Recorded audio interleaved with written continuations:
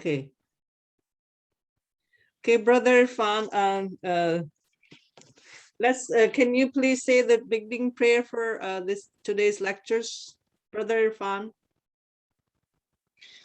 Heavenly Father, we comes to you in Jesus name. आसमानी बाप यीशु मसीह नासरी के वसीला से हम तेरे पास आते, तेरी शुक्रगुजारी करते खुदावंद इन सुंदर लम्हात के लिए जो आपने हमारी जिंदगियों में बख्शा और जिंदों की जमीन पे जिंदा रखा।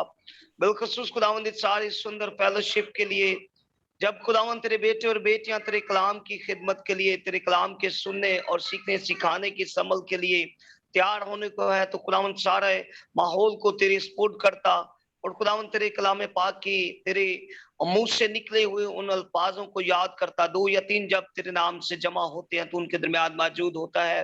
बेशक खुदा तू हमारे दरमियान मौजूद है और हम इस बात के लिए तेरी शुक्रगुजारी करते हैं कि तू हमें संभालता है।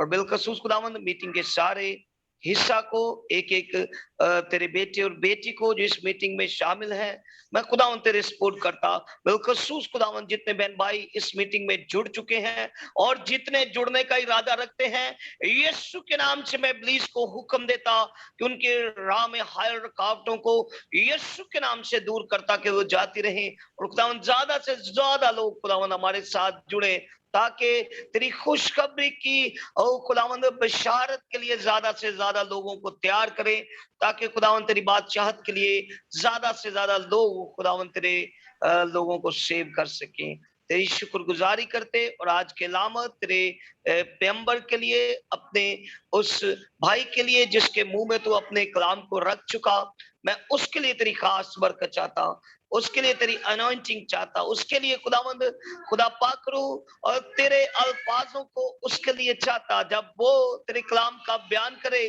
तो वो ना बोले बल्कि तू उसमें से होकर बोले और बेशुमार जिंदगियां उस कलाम के वसीला से जो तेरा बंदा बयान करे वो बच सके। उस कलाम के वसीला से जिस्मानी और रूहानी शिफा जारी हो जाए, उस कलाम के वसीला से बरकत नाज़िल हो जाए, उस कलाम के वसीला से रूहानी तरक्की की तरफ लोग गामजन हो जाएं। अपने बंदा को छुएगा, उसका जिम्मा लीजिएगा। मैं आपके खादम अपने भाई तेरे बेटे माइक डेविस को खुदावंद तेरे सपोर्ट करता, उसे छूना बड़ी बरकत देना, उसे लफ्जों की तरतीब और तफसीर देना और जब तक तेरा बंदा बोलता रहे तेरा रूह उसमें से होकर बोलता रहे और बेशुमार जिंदगियां आज की इस टीचिंग, आज की इस बिब्लिकल टीचिंग और तेरे कलाम के लिए खुदावंद और इस कलाम के वसीला से बेशुमार जिंदगियां बचें, बेशुमार जिंदगियां इस कलाम को जब हासिल करें तो उनकी जिंदगियां निजात को हासिल करें। यीशु मसीह के नाम से ये सब कुछ मांगते और पा लेते हैं, आमीन। Amen, amen, amen. Thank you. Amen. Thank you, brother. Okay. Thank you. Okay, so we will go towards the lectures because the time is not much. Brother Davies, I will ask you to come forward and say the lectures number 25th. Christians today, our lecture is a Christians. Who are the Christians? The meaning of the Christians and the identity of a Christians and the life of a Christians. And these are the 3 major topics under the Christians. Brother Mike is going to give us lectures on it. So I'll call upon Brother Mike. Please come forward and start the lectures, today's lectures. Yes, amen. So we'll look at Christians. So we have learned many things through the lectures up to this point. This is the 20. Well, we finished lecture 24 yesterday. So we've been going at it for 5 weeks and we've learned a lot of things up to this point. Now we're going to take a look at what does it mean to be a Christian, because we all identify as Christians. Oh, do you have a faith? Yes, I'm a Christian. Everybody says, oh, yes, I'm a Christian. But I think many times we don't really understand or know, what does it mean? What does the word Christian mean? What does it mean to be a Christian? So I want to take a look at what the Bible says about being a Christian, how the Bible says we should live as a Christian. What is the definition of a Christian? How does God want us to live as Christians? What is the exact meaning of it? Because again, many people call themselves Christian. They say, oh, I believe in Jesus, or I believe in Christ, or many people say, I believe in God, and I'm a Christian because I believe in God, right? they think that this is what makes them a Christian because they say, I believe in God, or I believe in Jesus, so therefore I'm a Christian. But this is not so. We need to take a look at what the Bible says about these things so that we can have a clear answer, a clear understanding of what it means. So point 1 says the meaning of Christian. So the word Christian is mentioned in the Bible only 3 times. So it's not a common word in the Bible. But if we take a look at Acts chapter 11, verse 26, we'll take a look at these three times that the word Christian is mentioned. So Acts 11:26 says this. It says, and when he had found him, he brought him to Antioch. So it was that for a whole year they assembled with the church and taught a great many people. And the disciples were first called Christians in Antioch. So this is the first time in Scripture that we see the word Christian. And it was in the city of Antioch that this term was first used. And the reason that it was used in Antioch is that the believers in Antioch, they were so rooted in the gospel that Jesus is the Christ. And they believed so deeply in the gospel that their lives were such a reflection of the Christ. Their lives looked so much like Jesus, who was this Christ, that the people of the city called them Christians. Oh, that's those Christians, right? So to be called a Christian in the beginning, it was not a kind thing from the people. It was a means that they make fun of people. It was like making a mockery of them. They would say, oh, they're Christians, they're foolish people, right? Their attitude was one of, these people think that they are like Christ, they are, or they would say they are of that sect of Christ. So to be called a Christian was almost like being called a fool. So the word Christian, it did not start off in the community of people who were believers, but the word actually started in the group of people that were non-believers. It was a special term for those who truly followed Christ because their lives looked like the Christ to unbelievers, right? So let's read Acts 26, verse 28. Acts 26:28. Says, then Agrippa said to Paul, so we're talking about King Agrippa here. He says, then Agrippa said to Paul, do you think that in such a short time that you can persuade me to be a Christian? So by this time, the word Christian had become very widespread. It was a known word that had spread all across the Roman Empire. It was being used all throughout. And King Agrippa also knew what the term meant.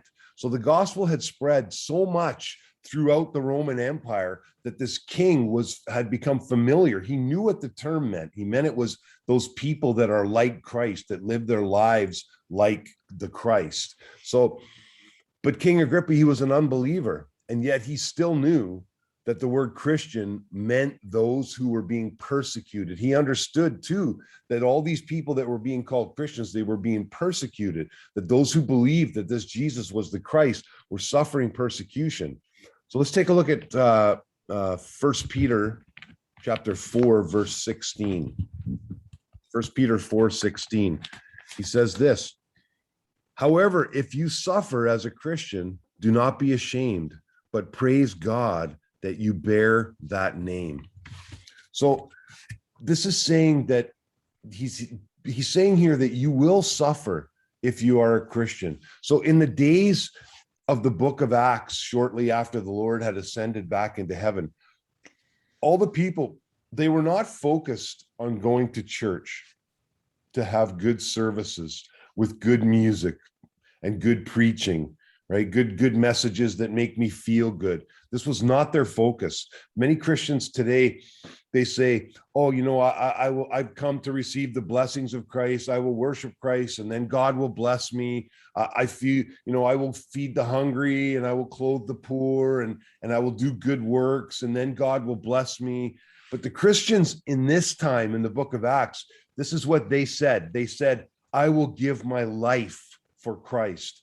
I will go and I will sell all that I have for Christ. They said, I will die for Christ. I will suffer for this Christ. And Peter is saying that if you do suffer for Christ, he said, do not be ashamed. In fact, not only don't be ashamed, but allow yourself to glorify God in this matter, right? This was a name of great shame in these times. People were being persecuted. They were being ridiculed. They were being mocked, right? There was a name that was associated with much suffering. It was a name associated with persecution. But Peter is saying, be glad that we bear the name of Christ, right? Be glad that you are suffering for the name of Christ, because Jesus said that just as he suffered, we would suffer also, because now we are Christians, because we are one with Christ, because we are one with the Father. This was the meaning of Christian. It was not just a name or a simple label. It was not, I mean, in Canada here, if we are applying for a job, sometimes they will have a box that says, what is your faith? Are you a Christian, a Muslim, and it's just a box that you check off. Being a Christian is not just a box that we check off on a job application. So let's look at point 2. It says definition of Christian. So it says a Christian, it says a person who confesses the faith of Jesus Christ, or one who believes that Jesus is the Christ. And then if you take a look at point 2, in the Greek word is Christianos. So in the Greek, the word Christianos, which is the word that is translated to Christian in English, it means belongs to Christ or of Christ. This is the direct definition. It's one who belongs to Christ. So it means that Christ owns us, right? That we are of him. And then point 3, it says resembles Christ, one who resembles Christ. So it means that when somebody looks at us, our lives should look like Christ. We should be living like Christ did, right? And then point 4 there, it says a soldier of Christ, or family of Christ, or supporter of Christ. So for an example, I mean, I think everybody all over the world watches soccer. I think soccer is very famous, even in Pakistan. Is that true? Soccer is yeah. So when a soccer team buys a player, right? So soccer team will pay a certain amount of money. I mean, I know in Canada and in Europe, the countries pay many millions of dollars to secure the best players on the soccer team. And when they buy that player, he starts to wear the jersey of that country.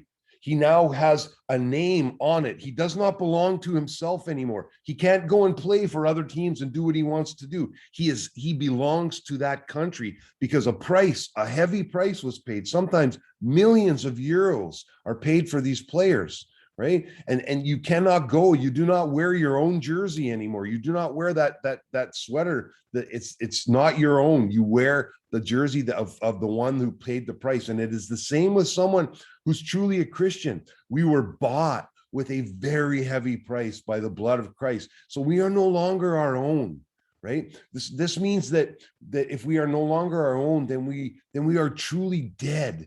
We no longer live our lives for ourselves, right? But we live for Christ. Christ is our head, and we are his body. And the body does not have its own thoughts, but rather it takes all of its direction from the head. Jesus is the head. He is the head of the body. So we do not have our own plans and our own ideas. We only stay in step with him.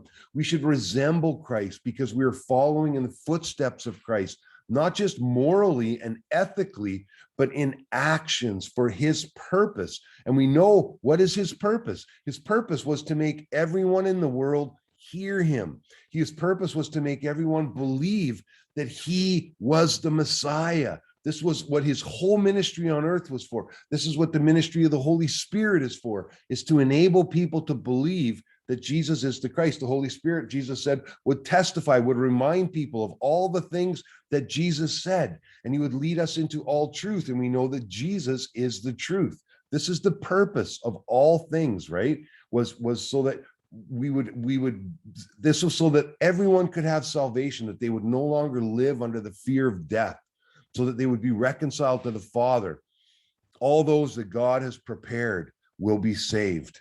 So when Jesus said greater things than these, you remember he said, greater things than these you will do in my name. Many people think that this meant the miracles that he was going to do, that he was going to heal the sick, that we're going to do greater miracles than the miracles that he did when it comes to healing people. This may be part of what he was saying, but this is not the core of what he said. He meant that he came here, the great things that he did was to preach the gospel, that the kingdom of heaven was at hand. This is the greatest thing that he did. Healing somebody, raising somebody from the dead who's going to die again.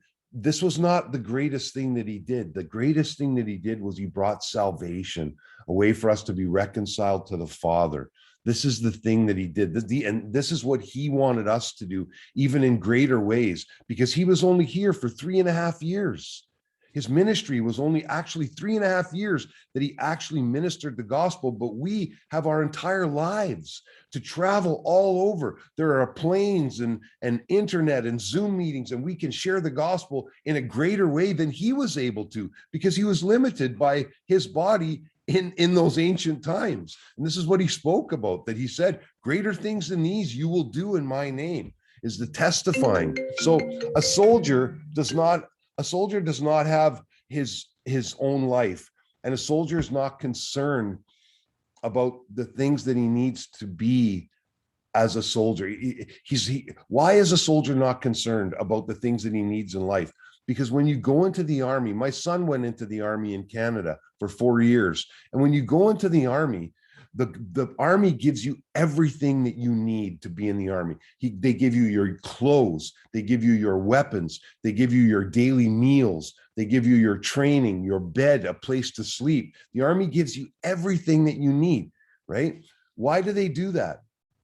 Is it because they're just nice people? No, it's because now you are a part of the army. You are no longer going to live for yourself. You no longer live on your own time schedules. You no longer work for yourself. All of the work that you do is going to be for one thing, and that is to benefit the army. So because of that, you do not need to worry about your own needs. The army that you are now serving will take care of everything that you need. All you need to do is whatever the head of the army wants you to do. As long as you continue to do that, then you will have all of your needs met. So this is the same way Paul talks about us being soldiers of Christ. He said somebody who is a soldier of Christ does not concern himself with the things of this world, right? Because we have everything, and he has solved all of our problems. Why did he solve all of our problems? Jesus came and he solved the problem of Satan, sin, and being separated from the Father for one reason, so that we do not have to live our lives for ourselves anymore. Christ blessed us, and he made us a part of himself, so that we do not have to be tied down by our problems anymore. The problems of finances and the problems, our political problems, these are not our concerns anymore. We have one concern, and that concern is to share the gospel that Jesus is the Messiah. This is our concern. This is our one and only concern. We don't need to be concerned about the affairs of this world anymore. I see many Christians in Canada, and their big concerns are to try and fight abortion and to try and fight politics and bad laws that are coming that work against Christians. And Jesus said, this is not the concern. This is not our concerns. Are we against abortion? Do I believe abortion is good? No, of course not. But this is not our core purpose. Our core purpose is to share the gospel, is to live for him who died for us, that we are not to be tied down by these worldly problems anymore, right? That we are just to live for him. So let's take a look at Matthew chapter 6, verses 25 to 34. These are not in the lecture book. So Matthew chapter 6, verse 25 to 34. Jesus said this, he says, therefore I say to you, do not worry about your life. So we need to ask ourselves, am I worrying about my life? Jesus says, do not worry about your life, what you will eat, what you will drink, or about your body, what you will put on for clothes. He says, is not life more than food and the body more than clothing? He said, look at the birds of the air. They don't sow nor reap or gather into barns, yet your Father in heaven feeds them. And he says, are you not more valuable than these? Which of you by worrying can add one inch to his height? Or as he says, 1 cubit to his stature. So why do you worry about clothing? He said, consider the lilies of the field, how they grow. They neither toil nor spin. And yet I say to you that even Solomon in all his glory was not arrayed like one of these. So now if God so clothes the grass of the field, which today is and tomorrow is thrown into the oven, will he not much more clothe you, O you of little faith? Therefore, do not worry, saying, what will we eat? What will we drink? What will we wear? And then he says this, after all of these things, the Gentiles seek. Some versions of the Bible say, after all of these things, unbelievers seek. And then he says, for your heavenly Father knows that you need all of these things. Seek first the kingdom of God and his righteousness, and all these things will be added to you. So he says, therefore, do not worry about tomorrow, for tomorrow will worry about its own things. Sufficient for the day is its own trouble. So it's so important that we take a look here, because I don't know what it's like in Pakistan or in Bellingham or in Saskatoon, but I know the Christians here in my area, they are always worried about their food and their clothes and their businesses and their children. And people are worried about things all the time, worried about so many things. And Jesus said, what did he say? He says, unbelievers worry about these things. So what does this mean? It means if I'm wrapped up in worrying about these things, Jesus says, you are not believing correctly. You're not believing that I am the Christ, that I have solved the problem of mankind, that when I said on the cross, it is finished, that I meant all things are finished, that you no longer need to worry about these things, that I will provide everything for you. And this is the problem, that Christians here in Canada, they don't believe this gospel. They believe a different gospel. It's a watered down gospel. It's a small gospel. You know, they believe that Jesus is here to solve all of my little problems in my life, instead of believing that he solved all of the problems in my life, and now I only need to live my life for him. And this is what people here do not seem to believe. So truly, they're unbelievers. They don't believe the gospel in all of what it is, right? So we no longer have to worry about food or shelter or clothing, right? According to this verse. But it is for one purpose, and that is so that we can seek. The reason that Jesus says we don't need to worry about these things, he said it's for one purpose, so that we can be free of worrying about all these things around us, and we can put our entire attention to seek him and his kingdom and his righteousness. It's so that we can work for Christ, so that we can be soldiers for Christ, so that we can live our lives, we can give our lives for Christ. This is why he said, you don't need to worry about these things anymore. I will take care of them. You live for me, right? This is what we want to do. It's like if we take a look at our children, do your children come to you every day and say, oh, Papa, I need my food today. Please make sure that I have food today. Or do they come to you every day and do they say, please make sure that we don't lose our house. Please make sure that I have clothes. If your children came to you every day asking for these things, you would start to say, what's wrong with you? Why are you asking me for these things? I provide these things for you every day. I have food for you. I have clothes for you. I have shelter for you. And this is because this is what we do as fathers, earthly fathers. Right? If our children, and why do we provide these things? We want our children to not have to worry about these things. We want them to worry about the things that are important to us, the things we know are important that for our children to be concerned about, going to school, getting an education, serving God. So this is why we provide all these things, and we don't want them to worry about them. So this is the same thing as the Father. The Father provides all of these things for us so that we don't have to worry about these things, so that we can live our lives for him. This is the purpose, right? So we are a family of Christ. All the believers in Christ are one.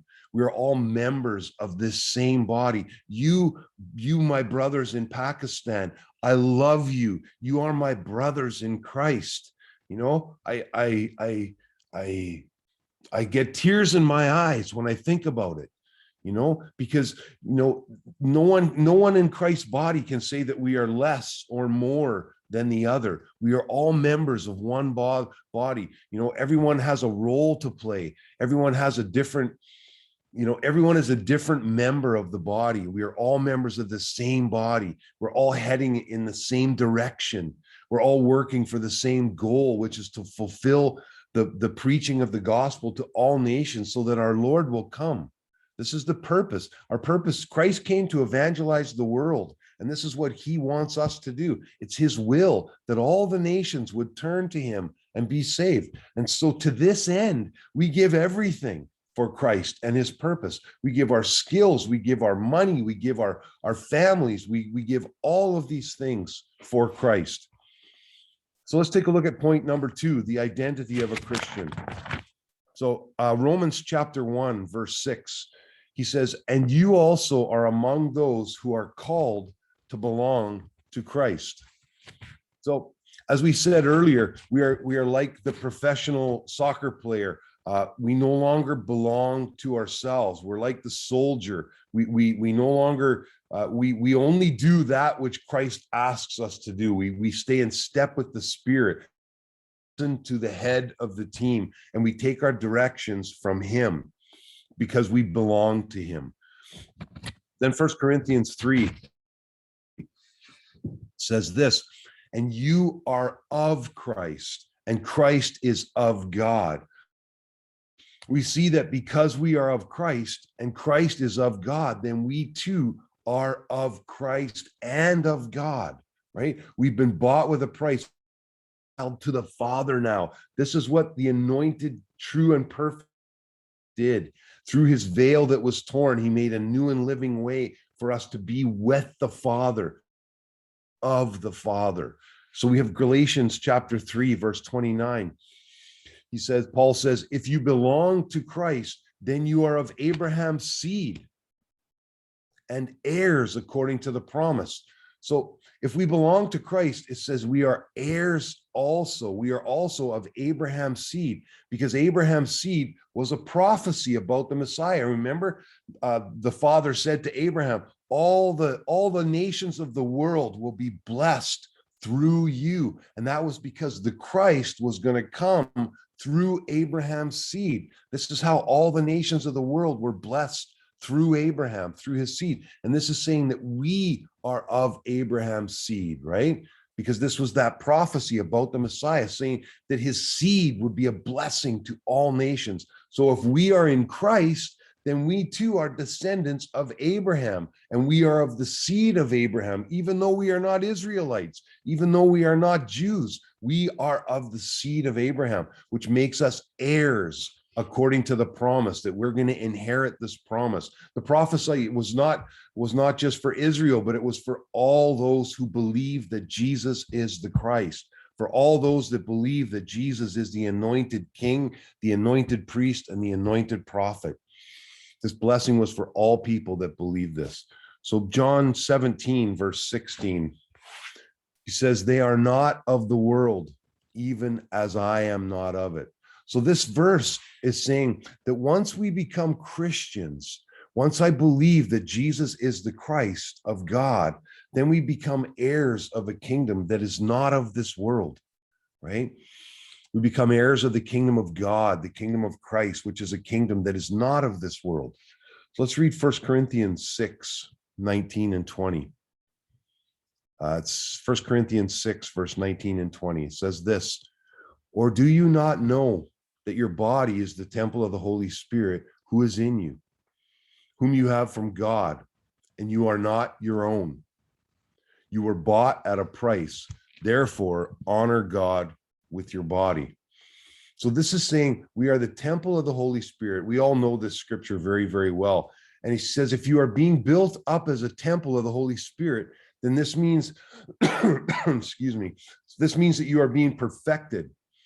So if the Holy Spirit is living in you, then you are no longer your own. You do not belong to yourself any longer, because you were bought at a great price, right? So then we ought to live in such a way to honor God with our bodies. So You know, a lot of people think what this means is to, well, I shouldn't drink alcohol, or I shouldn't be smoking, because my body is a temple of the Holy Spirit. And of course, we should not be doing these things. We should not be getting drunk, and we should not be smoking. They're bad things for us, obviously.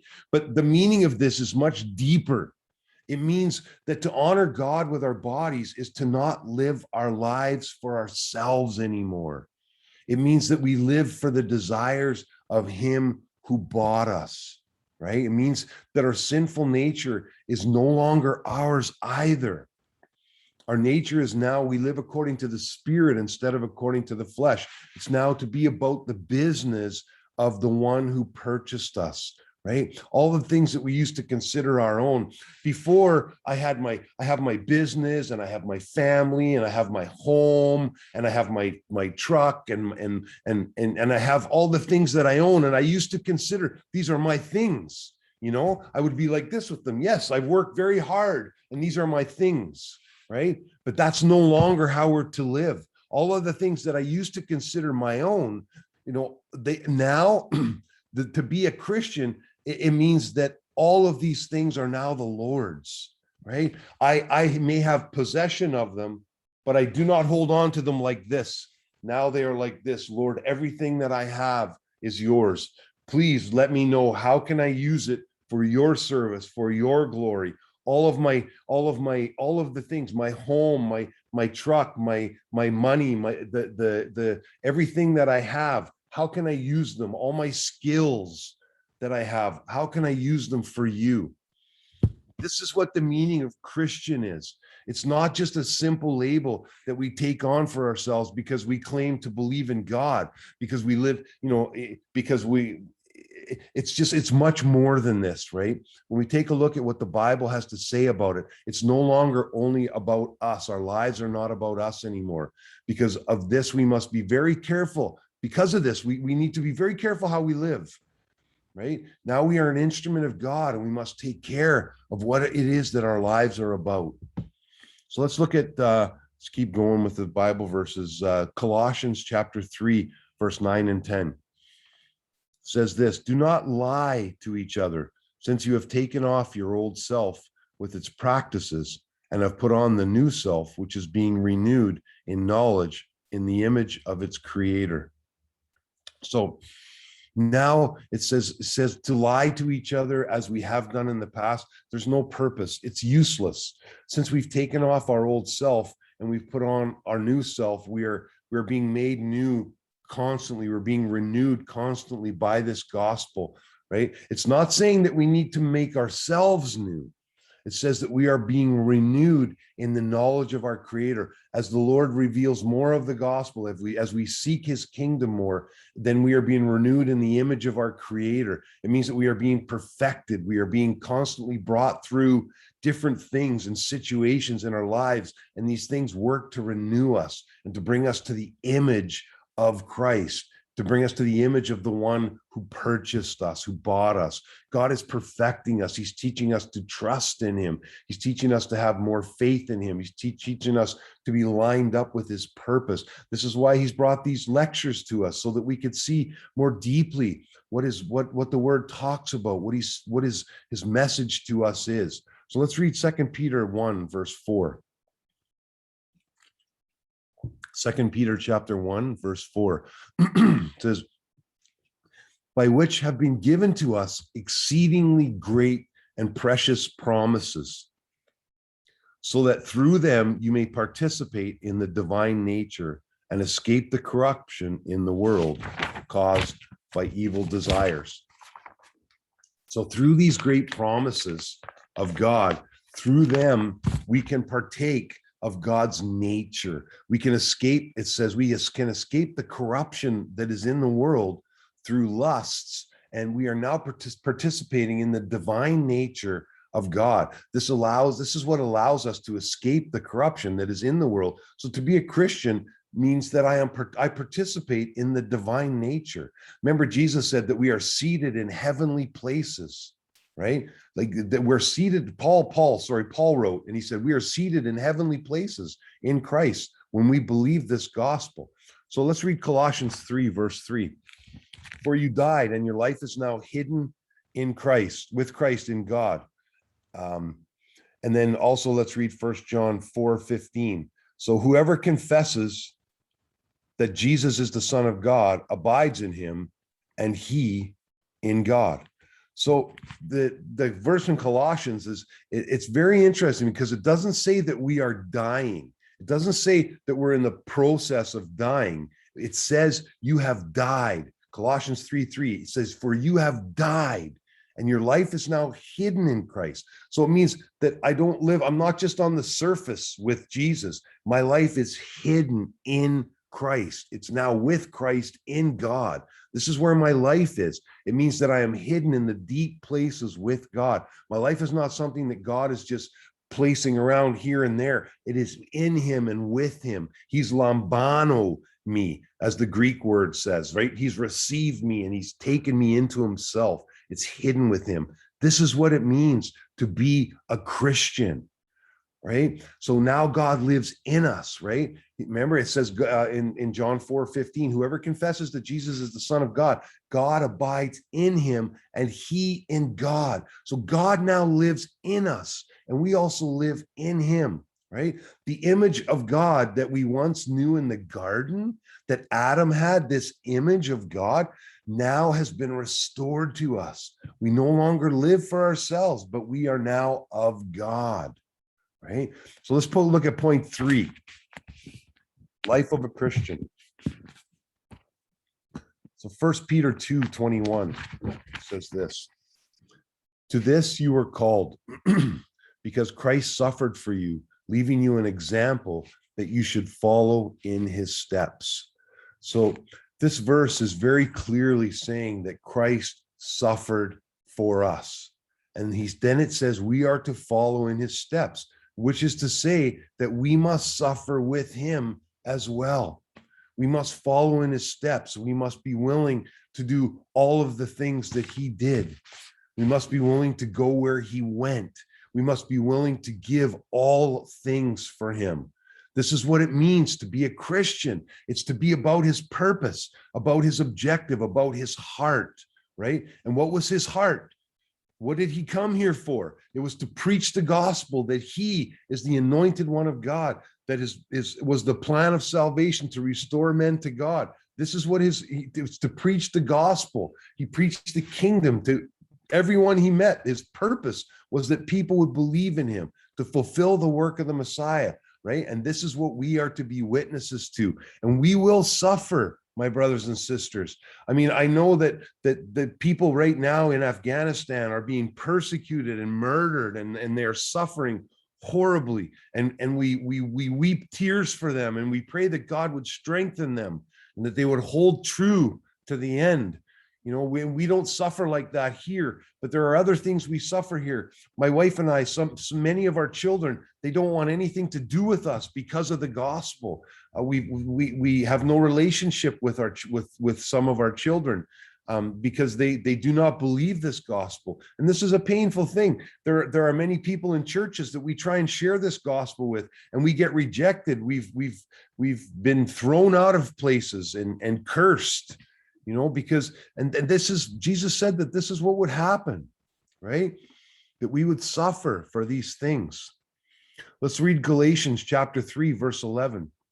It says, clearly no one is justified before God by the law, because the righteous will live by faith. So we know that we cannot be justified by the law, by doing good works, by living good moral and ethical lives, because the Bible says the law was impossible to keep. This is the purpose of all the writings of the Old Testament. One of the purposes was to show us that we cannot keep the law, that we needed God to solve the problem, that we could not solve it ourselves by keeping the law. Right? So we see in 1 John chapter 3, verse 4, it says, whoever commits sin also commits lawlessness, and sin is lawlessness. So we know that all have sinned and fall short of the glory of God, according to Romans 3:23. So if all have sinned, then all have committed lawlessness, and therefore it is impossible to be justified by the law. It's only by the faith of believing that Jesus is the Christ that we can be justified. So let's read Ephesians chapter 4, verses 12 and 13. Ephesians 4, 12 and 13. To prepare God's people for works of service, so that the body of Christ may be built up until we all reach unity in the faith and in the knowledge of the Son of God, and become mature, attaining to the whole measure of the fullness of Christ.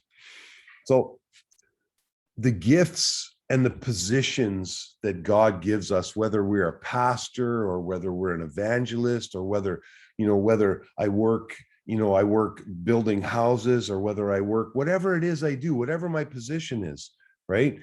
The purpose is to equip the saints. This is what my purpose needs to be, to equip the saints for the work of the ministry, right? And what is the work of the ministry?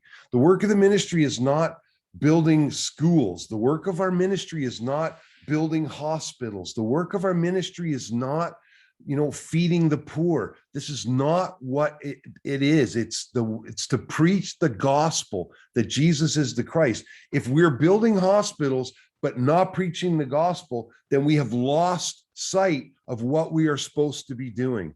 If we are building schools and we are not preaching the gospel that Jesus is the Christ, then we have lost sight of what our true purpose, of what the core message of the Bible is. I'm not saying that it's wrong to build schools. It is not. This is a good thing. But if we are not preaching the gospel first, if this is not our primary purpose, then we've lost sight of what it is we're doing. And the churches, my brothers and sisters, the churches in North America have lost sight. They do not preach the gospel any longer. We do many good works. We have many missionary journeys, and we build schools and hospitals, and we give money, and we do all of these different good works. But the gospel has been lost, and it is not preaching. And it does no good to educate somebody if they are going to spend eternity separated from the Father. They must know the gospel first. If we're not sharing that and we're doing these other good works, then we've lost sight of what it is, what our ministry is, what it is to be a Christian, right? We until we all come to unity in the faith, and when we start to clearly see what the core purpose is, right? We've lost sight of it. This is why there are so many different denominations: Baptists and Presbyterians and Methodists and Pentecostals, and on and on and on and on it goes, right? There's so many denominations, so many different doctrines, so many different theologies, and it's all foolishness. It's all not important, because we need to get back to the core message of the Bible, which is the gospel that Jesus is the Christ. God gives us all things to bring us to the unity of the faith. Jesus prayed, he said, Lord, Father, I pray that these may be one as you and I are one, so that the world will know that they are from us. And this is why the world does not receive our message. This is why the world thinks that Christians are fools, because we act like fools, because we believe different things all over. We're so divided, and we should have one message. I don't care whether you believe in infant baptism or adult believers baptism. I don't care if you do communion by sitting down and having a meal, or you have a little thing of grape juice and a little piece of a cracker or a piece of bread. These things do not matter how you do these things. These things have been dividing us for many, many years, and the gospel itself has been lost, and we must get back to this gospel. So let's read Romans chapter 14, verse 8. It says, for if we live to the Lord, and if we die, if we live, we live to the Lord. If we die, we die to the Lord. Therefore, whether we live or die, we belong to the Lord. So death does not matter. Paul says here, if you are a Christian, death does not matter.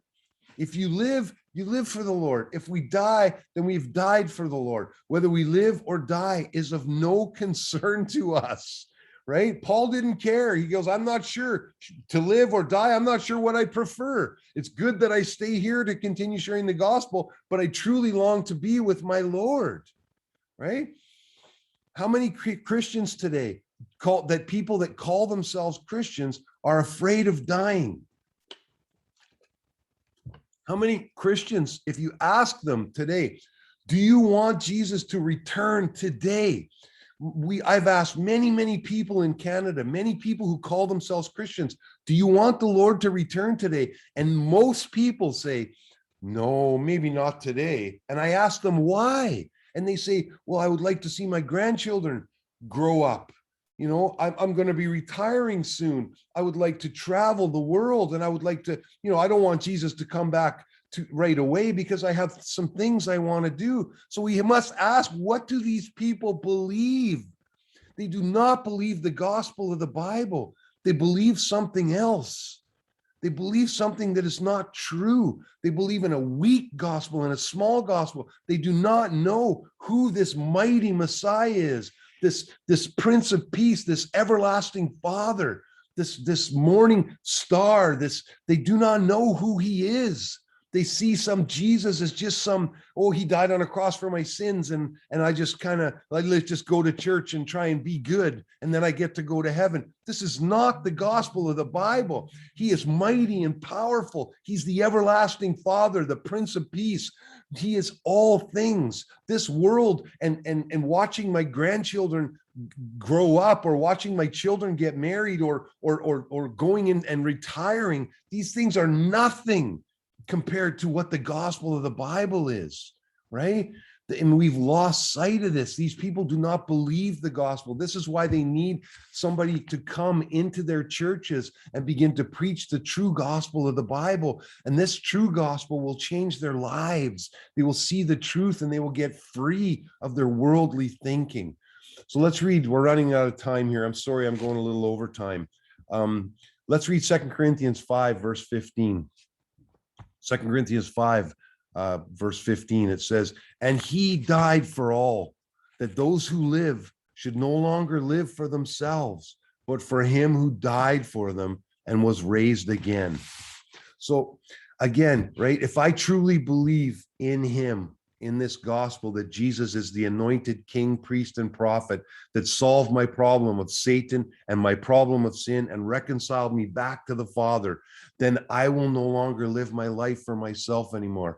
My prayers will no longer be, oh God, please bless my family, please bless my health, please bless my ministry, bless my church, help my church to grow, please give me this, please give me that, please give me the other thing. My prayers will not be like this. My prayers since I've received this gospel 3 years ago, I've changed now. My prayers now are, oh Father, help me to proclaim your word clearly this morning when I speak to my brothers and sisters. Oh, Father, help me, show us, open doors for us that we could proclaim your gospel to the world. Lead us, help us to stay in step with your spirit, right? Help us to find the worthy ones that you've prepared since the beginning of the foundation of the world, the ones that you've prepared to receive your gospel. Help us, Lord, to receive a deeper revelation of this gospel so that our lives can be transformed and that we could give up everything for you, because your gospel is everything. This is what our prayers need to be, not what God can do for me, but how can I serve my Lord who gave himself up for me, right? Our prayer should be, Lord, what can I do for you? How can I carry your gospel to the people around me? How can I carry your gospel to the city? How can I carry it to my province and my country and the world? This is what it means to be a Christian. This is what the life of a Christian is. Right? Satan is very cunning. He's very tricky. He's very deceptive, and he deceives us into falling into a religious life so that we're, we think we're living for God, but we're not. We're really living for our own desires, right? We're living for ourselves, but we trick ourselves into thinking that we're living for God. Satan has been around for a very long time, and he's very smart. Right? And we need to be very aware of what is happening in our lives. We need to be asking ourselves, we need to be asking God, Lord, am I growing in your gospel? Am I truly living for your gospel? And am I believing correctly according to what you said, by the standard of your word, by the standard of your Bible? We have to watch ourselves, right? What does the Bible say about all of these things, right? We need to be constantly in the word, right? It's not about believing what some preacher says or what some pastor says, right? It's not what some pastor says the gospel is. It's not what some pastor says living for God is. It's what does the Bible say? Our pastors need to be just preaching the word of God. We know that in Romans, it says, faith comes through hearing, and hearing through the word of God, not hearing through the pastor's preaching. Pastors need to be preaching the word and understanding what the word says, right, about these things. This can be the only standard by which we need to live by. So let's read Matthew 16, verse 24. Then Jesus said to his disciples, if anyone desires to come after me, if anyone would come after me, he must deny himself, take up his cross, and follow me, right? It also says this in Matthew 10, verse 38. He says it also again. Jesus says it twice in Matthew. He who does not take his cross and follow after me is not worthy of me. So when Jesus said this to his disciples, it would have, when he said, he who does not take up his cross, when he said that to the disciples, right away, the picture they would have is a violent and degrading death. Jesus is saying you need to pick up your cross, and their understanding of the cross. Remember, Jesus hadn't died on a cross yet, right? He still hadn't gone to the cross, but the disciples would know that the Romans crucified people, and what a horrible thing. When he said this to them, he was making it very clear that he was demanding total commitment from them, even unto dying physically on a cross. He was making it clear that this call was to fully surrender their lives. And it was also part of the message that they were to proclaim to others, right? Remember, we read in Matthew chapter 10, verse 39, it says, he who finds his life will lose it, or he who tries to save his life will lose it, and he who loses his life for my sake will find it. Jesus is saying here that for those who come to him with this kind of self-renouncing faith, there will be true and eternal life. This is what the definition of Christian is. This is what this lecture is about. And this is written many, many other times in the Bible. This thing about denying yourself and taking up your cross, you can find it, if you want to write it down with a pen, you can find it in Mark chapter 8, verse 34. You can see it again in Luke chapter 9, verse 23. You can see it again in Luke chapter 14, verse 27. This is a message that all of the Gospels speak very, very clearly. It's an important message. So let's read the last scripture verse. Romans chapter 12, verses 1 to 2. He says, I beseech you, or I urge you, brothers, in view of God's mercy, to offer your bodies as living sacrifices, holy and pleasing to God. This is your spiritual act of worship. Do not conform any longer to the pattern of this world, but be transformed by the renewing of your mind.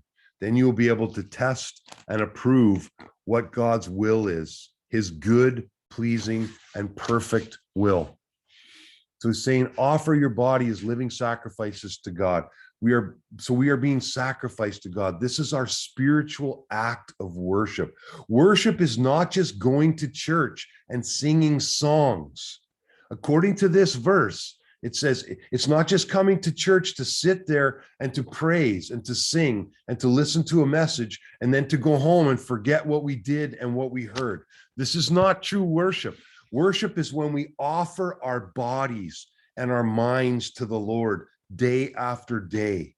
It's not just done on Sunday or on Saturday. It's done every day when you truly believe in Jesus as the anointed one of God. When we believe this, then we will offer everything to the Lord, right? And it says this, and not only that, but it says this is a reasonable service. It's like, it's very reasonable for this to be expected of you because of what has been done for you, right? It's saying if I believe correctly and I see all that the Christ is, then this form of worship will seem very reasonable to me to give my life. if I'm believing correctly, this form of worship is a very reasonable thing.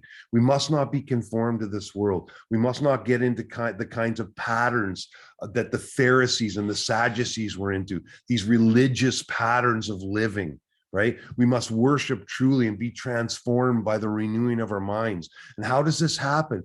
It is only by believing in the gospel that Jesus is the Christ. Then you will be sealed with the Holy Spirit, and the Holy Spirit will begin to renew your mind because he is the teacher and the counselor. He will lead us into all truth, right? We must also pray and meditate, and we must search deeper into the scriptures and into the gospel so that the Bible will show us that this Jesus clearly is the Messiah, right? And if we are filled with the Holy Spirit, then we will be able to test and prove what is the good and acceptable will of God. Then we will know what the will of God is. And what is the will of God? The answer to this is in John chapter 6, verse 39. Let's turn to it. And this will close with this. So this is the will of God, right? So it's very, very simple. John 6, 39 and 40. It says this. This is the will of the Father. Jesus is saying this. This is the will of the Father who sent me, that of all he has given me, I should lose nothing, but should raise it up at the last day. This is the will of him who sent me, that everyone who sees the Son and believes in him may have everlasting life, and I will raise him up at the last day. So the will of God is not to figure out, oh, should I go to this school or that school? Should I marry this woman or that woman? Should I take this job or that job? What's your will, Father? The will of God, these are secondary things. The first and foremost thing that is the will of God, that we should believe that Jesus is the Christ, and that by believing we may have life in his name. Let me close in prayer. My Father, I thank you, Lord. We thank you for your word that gives us very clear and simple direction as to what it is to serve you. And Lord, if we are finding that we are struggling, Lord, to live this way, Lord, and we're trying, usually I know, Lord, it's because people are trying to do it of their own efforts. They're trying to do it out of their own selves instead of just simply seeking you and believing in you. Father, I pray that you would reveal this gospel to us, that you would give us a divine revelation, give us a spirit of wisdom and revelation, like you did to Peter when you revealed to him, when Peter said, you are the Christ, the Son of the living God, in Matthew 16:16. Father, we pray for that kind of revelation, that we would see this and that we would be transformed, that we would give our lives truly for you, Lord. I thank you for the lives of everybody that's listening and for the lives of everybody that may listen in the future, Father. We just want to hear your word because we know this is what transforms us. We thank you in the name of Jesus, who is the Christ. Amen. Amen. Amen. Thank you, Brother Davies. It was a wonderful message that who is Christian and what is the identity of the Christians and what is the Christians like.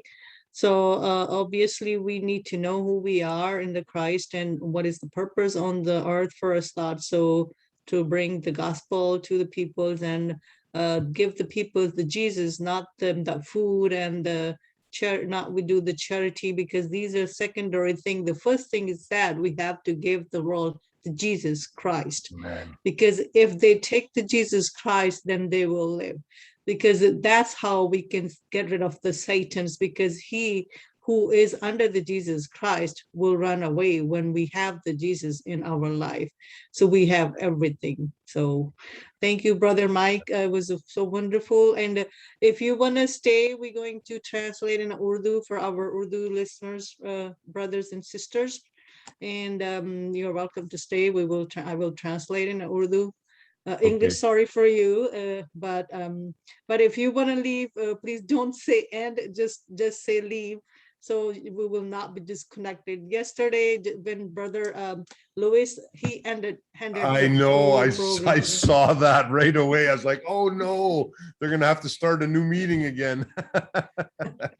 Sorry that happened. Yeah. Yes. So okay, it's wonderful. God bless you too. God bless you guys too. Have a good weekend. Yeah, we have Well, two more. So Monday and Tuesday. Yes. So Yeah, what good. is you need to prepare next session with us because we liking you here now. So you Okay. just be Okay. with Yeah. us. Yeah, we can do that. All right. Yes, please do that. Okay. God bless you God guys. bless you. We'll Have a see you good Monday. Yeah. okay. Hasta la Okay. vista, Yeah. amigo. Hasta la Hasta la vista. vista. So yes, hasta la vista. Okay. Bye. Bye. Okay. अभी ये Spanish speaking है, मैं उनको Spanish में कह रही थी कि सी यू टुमारो। हमें इधर स्पेनिश भी बोलनी पड़ती है थोड़ी बहुत, हमें सेकंड लैंग्वेज इंग्लिश के साथ में स्पेनिश है अमेरिका में, और उधर कनाडा में फ्रेंच उनको सीखनी पड़ती है। तो मैंडेटरी है, these two have to be, these are the two mandatory languages we have to speak in the United States, English and Spanish. Okay. तो आइए अभी हमने पढ़ा, अभी हमें ब्रदर माइक ने हमें एक्सप्लेन किया लेक्चर नंबर 26 क्रिश्चियन। वो क्रिश्चियन कौन है, और ये क्रिश्चियंस एक्चुअली इससे पहले कि मैं भाई इरफान को बुलाऊं कि वो इसकी समरी बयान करें, मैं आपको थोड़ा सा बता दूंगी कि बिगनिंग ये मैंने पहले भी ये सरमन दिया हुआ है कि who are the Christian and what is the Christian life look like। तो वो ये कि क्रिश्चियन जो था एक्चुअली एक क्रिश्चियन जो है वो कि एक डिसाइपल ऑफ द क्राइस्ट है, क्योंकि जो बिलीवर थे यीशु मसीह के, जो एंटियाक, सिटी ऑफ एंटियाक, बहुत दफा आप सुनेंगे सिटी ऑफ एंटियाक।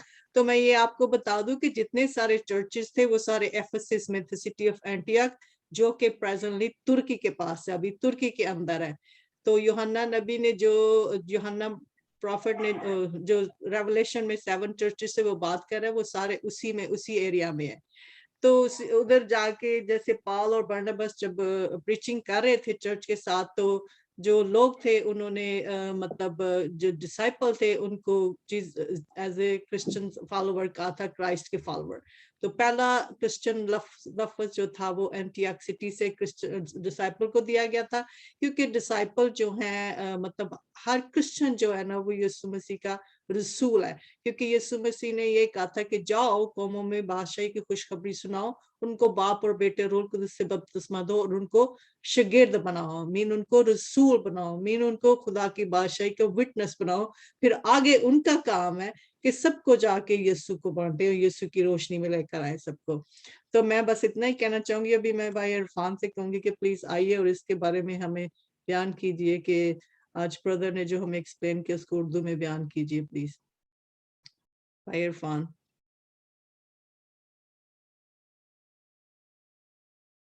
मसीह यीशु के बबरकत जिंदा और जलाली नाम में आप सबकी सलामती हो। आपकी भी सलामती हो। इससे पेश करके हम आज के टॉपिक में आगे बढ़े। आज हमें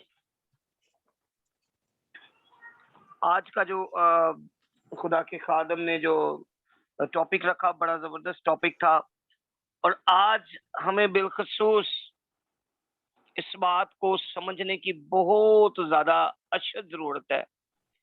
क्या हम मसीही हैं? क्या हम मसीही कहलाते हैं? क्योंकि मसीही कहलाना बहुत फख्र की बात है। मैं समझता हूं कि दुनिया का सबसे बड़ा एजाज मसीही कहलाना है, और बिलखसूस जिस तरह हम खुदा के कलाम में से सीखते हैं, सिस्टर ने भी बड़ी खूबी से इंग्लिश में बताया, तो मैं उर्दू में सुनने वाले अपने सामीन को बताना चाहता हूं। अंताकिया में शागिर्द पहली दफा मसीही कहलाए थे। उर्दू में अंताकिया कहते हैं उस इलाका को, उस शहर को। खुदा के खादम ने हमें मसीही क्रिश्चियंस के बारे में बड़ी खूबसूरत टीचिंग दी, और उनकी टीचिंग को ही मैं आगे बढ़ाना चाहूंगा। उन्होंने जो बिब्लिकल टीचिंग दी, उन्होंने बताया कि जो मसीही वर्ड है वो 3 दफा बाइबल में इस्तेमाल हुआ। उसके 3 हवाला जात भी उन्होंने दिए। अमाल 11 बाब और उसकी 26 आयत, इसी तरह रसूलों के अमाल उसका 26 बाब और 28 आयत, और पहला पतरस और उसका 4 बाब और उसकी 16 आयत। और उन्होंने बड़ी खूबसूरती से उसको डिफाइन किया, उसको बयान किया कि मसीही की तारीफ क्या है। और उन्होंने 4 نکات میں بڑی خوبصورتی سے اس کے بارے میں بیان کیا. پہلی بات یہ، اگر ہم مسیحی کہلاتے ہیں تو ہمارا ایمان مسیح پر ہونا چاہیے. ہمیں خداوند یسوع مسیح کو اپنا شخصی نجات دہندہ قبول کرنا چاہیے. دوسری بات، مسیح کو جاننا، مسیح کے ساتھ رشتہ قائم کرنا، مسیح کی پہچان رکھنا کہ یہی مسیحا ہے، اسی نے ہمارا کفارہ دیا ہے، اسی نے ہمارا فدیہ دیا ہے. اور تیسری چیز، مسیح سے مماثلت، مسیح جیسا خدا باپ ہمیں دیکھنا چاہتا ہے. اور چوتھی چیز، یعنی کہ ہم جب مسیحی کہلاتے ہیں تو صرف ہم مسیحی نہیں کہلاتے، بلکہ ہم ابلیس کو چیلنج کر دیتے ہیں کہ اب ہم مسیح کے لشکر میں شامل ہو چکے ہیں، ہم مسیح کے خاندان میں شامل ہو چکے ہیں، ہم مسیح کے کنبہ میں شامل ہو چکے ہیں. اب ہم ابلیس کو چیلنج کر چکے ہیں کہ ہم مسیح کے سپاہی بن چکے ہیں، مسیح کے خاندان سے ہمارا تعلق بن گیا ہے. اب ہم مسیح کے سپورٹر بن چکے ہیں، مسیح کے معاون بن چکے ہیں. اور خدا کے کلام میں خدا کے خادم نے بہت ہی زبردست ٹیچنگ دی، اور بالخصوص رومیو کا خط اور اس کا 1 باب اور اس کی 6 آیت، جن میں سے تم بھی مسیح یسوع کے ہونے کے لیے بلائے گئے ہو. میرے عزیزو، ہم سب مسیحی ہونے کے لیے بلائے گئے ہیں، اور ہمیں اس بات پر ہمیشہ فخر بھی کرنا ہے کہ ہم مسیحی ہیں، کیونکہ خدا باپ ہم سبوں میں سے اپنے بیٹے مسیح کو دیکھنا چاہتا ہے. وہ چاہتا ہے کہ ہم اپنے کردار سے مسیح کو جلال دیں، وہ چاہتا ہے کہ ہمارے لبوں سے مسیح کا نام جلال پاتا رہے. اسی طرح 1 قرنتیوں اور اس کا 3 باب اور اس کی 23 آیت، اس میں لکھا ہے کہ سب تمہاری ہیں اور تم مسیح کے ہو، مسیح خدا کا ہے. یعنی کہ ہم سب مسیح کے ہیں، اس لیے ہم مسیحی ہیں، اور مسیح جو ہے وہ خدا کا بیٹا ہے، یعنی کہ مسیح سے ہے. میرے عزیزو، آج ہم اگر اپنی زندگیوں پر سوال دیکھیں، خدا کے خادم نے بڑی خوبصورتی سے اس بات کو بھی بیان کیا. انہوں نے بتایا کہ بہت سارے لوگ اکثر اپنی جابز کے لیے، روپے پیسے کے لیے، دن دولت کے لیے مسیح کا انکار کر دیتے ہیں. اور جہاں ان کو مواقع ملے کہ تم اپنا آئیڈینٹیفیکیشن دکھاؤ، اپنے ID کارڈ دکھاؤ، اگر تم مسیحی ہو تو تمہیں جاب نہیں ملے گی، تو وہ وہاں مسیح کا بھی انکار کر دیتے ہیں. میرے عزیزو، آج ہمیں اس بات کو مد نظر رکھنا ہے. ہم نے مذہبی نہیں بننا، ہم نے مسیحی بننا ہے.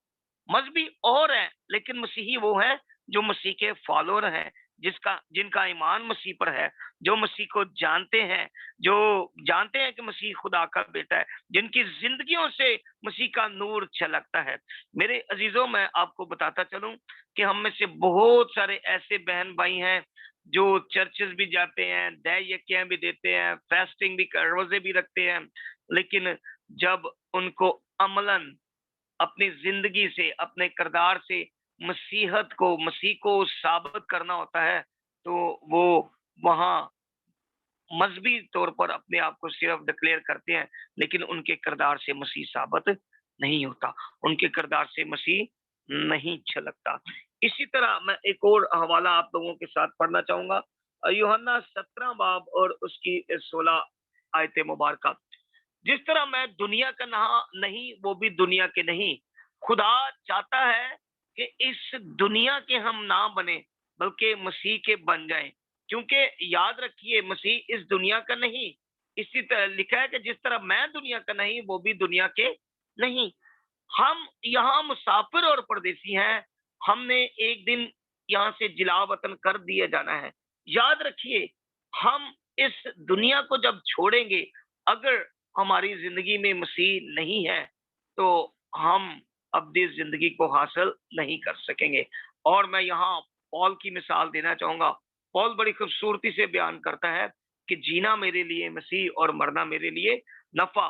یعنی کہ میں مسیح کے لیے جی رہا ہوں، اور جب مسیح کے لیے جی رہا ہوں، یہاں مجھ پر اگر جسمانی موت بھی آ جاتی ہے تو میرے لیے نقصان نہیں ہے، کیونکہ میں مسیح میں جی رہا ہوں. اور مر بھی اگر میں گیا ہوں مسیح میں، تو یہ بھی میرے لیے نقصان نہیں، یہ بھی میرے لیے फायदा है, क्योंकि मुझे अब्दी जिंदगी मसीह के वसीला से मिलेगी। हालेलुया। इसी तरह एक और हवाला देखेंगे, पहला कुरिन्थियों उसका 19 बाब और उसकी 20 आयत। पहला कुरिन्थियों और सॉरी कुलसियों 3 बाब उसकी 3 आयत और 3 बाब और उसकी हम 9 और 10 आयत को खुदा के कलाम से पढ़ेंगे। हम में से बहुत सारे ऐसे होते हैं जो पुरानी इंसानियत को नहीं छोड़ना चाहते। जब हम मसीह को कबूल कर लेते हैं, नए सिरे से पैदा हो जाते हैं, मसीह को शख्सी निजात देना कबूल कर लेते हैं, तो फिर हमारी जिंदगियों से मसीह का नाम इज्जत और जलाल पाता है। खुदा के कलाम में लिखा है, कुलसियों 3 बाब और उसकी 9 और 10 आयात को मैं आप लोगों के लिए पढ़ूंगा। एक दूसरे से झूठ ना बोलो, क्योंकि तुमने पुरानी इंसानियत और नई इंसानियत को पहन लिया, जो मार्फत हासिल करने के लिए अपने खालक की सूरत पर नई बनती जाती है। जब हम मसीह को पहन लेते हैं तो हम मसीह में फिर नई मखलूक हो जाते हैं। हमें झूठ बोलना, हमें पुरानी इंसानियत के सारे काम जाते रहते हैं, क्योंकि हमने मसीह को तर्क कर दिया है। और मैं बहुत सारे ऐसे खुदा के खादमों को जानता हूँ, उनकी मैं बुक स्टडीज करता हूँ, उनकी बुक से मैं बहुत ज्यादा इंस्पिरेशन हासिल करता हूँ। मैं सिस्टर जी से भी पिछले दिनों बता रहा था, खुदा के खादम, मसीहत के सुरमा, बिलखसूस भाई बख्श सिंह साहब की बुक्स, साधु सुंदर सिंह स्वामी साहब की बुक्स, के वो गैर इक़वाम से कन्वर्ट हुए और जब वो मसीही हुए तो उन्होंने दुनिया में मसीह के नाम का ऐसा प्रचार किया कि लोग आज तक उनके लिए जो बुक्स लिखी गई हैं और मसीह ने जो उनके जरिए से काम लिया और बिलखसूस अपने किरदार से जो उन्होंने मसीही होने का सबूत दिया, वो लोग आज भी याद करते हैं। लोग आज भी उन लोगों की मसाले देते हैं कि ये कैसे जबरदस्त मसीही सुरमा थे। और एक और हवाला आप लोगों के लिए देखूंगा, दूसरा पतरस का पहला बाब और उसकी 4 है, जिनके पास उसने हमसे कीमती और नहायत बड़े वादे किए, ताकि उनके वसीला से तुम उस खराबी से छूटकर जो दुनिया में बुरी ख्वाहिश के सबब से है, जाते इलाही में शरीक हो जाओ। मेरे अजीजों, खुदा हमसे यही चाहता है कि हम मसीह को पहन ले। खुदा हमसे यही चाहता है कि हम मसीही कहलाएं। मैं इस बात को एक बार फिर बयान करना चाहता हूँ, हम में से बहुत सारे लोग मजहबी बनना तो शुरू हो जाएंगे, मजहबी अपने आप को डिक्लेयर करेंगे। मैं आपको छोटी सी एक एग्जांपल देता हूँ। अगर कोई भी शख्स है, वो खादम है, अपने आप को खादम वो डिक्लेयर कर रहा है, खिदमत कलाम की करता है, बड़ी बड़ी कन्वेंशंस करता है, उसके पास सो मनी लग्जरी थिंग्स हैं, अगर वो किसी जगह चर्च में जाता है और चर्च में हजूम है, जगह फुल है और बैठने तक की जगह नहीं है, तो वो शख्स तलाश करेगा कि मुझे कुर्सी मिले और मैं वहां बैठूं। जमीन पर जगह पड़ी होगी, वो नहीं बैठेगा, क्योंकि वो अपने आप को मजहबी है और वो समझता है कि मैं यहाँ बैठूंगा, मेरी शान में कोई कमी आ जाएगी। लेकिन याद रखिए, हम मसीही हैं, हमें मसीह को फॉलो करना है। मसीह जो खुदा का बेटा था, जो खुदा के मुशाबा था, जिसने उस बादशाहत को हासिल करना चाहता, वो कर सकता था। वो चाहता तो वो उसने उसका इंतखाब देखें, उसकी सिलेक्शन देखें कि उसने किस तौर से वो जगह जहां जानवर बांधे जाते हैं वहां उसका जन्म हुआ। दुनिया के बादशाह का जन्म किस जगह हुआ? जहां जानवर बांधा जाता है। और हम अपने किरदार से बजाय मसीह को नाम को जलाल देने के, हम चाहते हैं कि हमारी शान और शौकत बढ़े, हम बढ़े, हमारा रुतबा बढ़े, हमारा वकार बने। आज बहुत सारे मसीही जो हैं, उनके लिए ये लम्हा फिक्रिया है कि वो मजहबी बनना तो पसंद करते हैं, लेकिन मसीही बनना वो पसंद नहीं करते।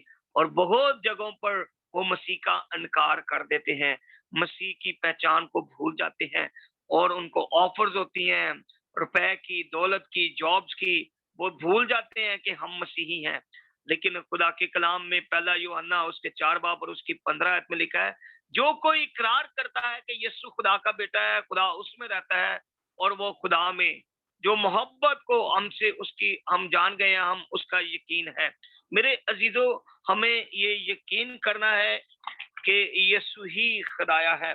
और मैं आपको कुछ हवाला जात से बताऊंगा कि लाइफ जो है क्रिश्चियंस की, यानी कि मसीही लोगों की जिंदगी किस तरह से होनी चाहिए, उनका किरदार किस तरह से होना चाहिए, उनको किस तरह से रहन सहन में जिंदगी किस तौर तरीका से जिंदगी गुजारना चाहिए।